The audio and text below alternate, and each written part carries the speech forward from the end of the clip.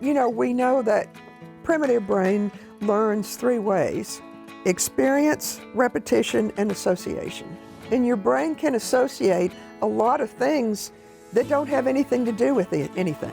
You know how when you were studying and you had to learn lots of stuff when you were in school and you had to memorize some list of things and you figured out a funky way to memorize it, like some funny mnemonic with the first letter of each one in the list, that kind of stuff, whereas none of that had anything to do with whatever.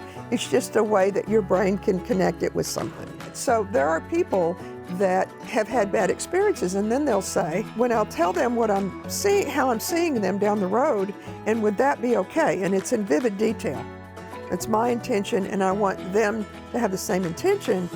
And then when I tell them that, I'll say, and would that be okay? And you can tell by looking at them and by the way they respond whether it really is okay. And most people will say, you can say, oh yeah, yes, I would love that.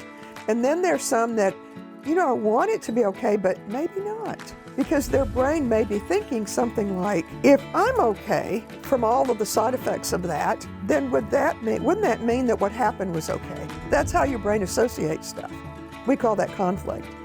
Or like if we say somebody done you wrong, like a country song, and then they're angry about it. They're still angry about it. But it's not okay for them to be okay because that would let this person off the hook. I don't even know what the hook is. Show me the hook, But there's a lot of ways that people show that they have a conflict. And so it's not okay for them to not have guilt anymore or not be angry, because that might still mean that what happened was okay or some version of that. And you don't know that that's a problem until you ask them.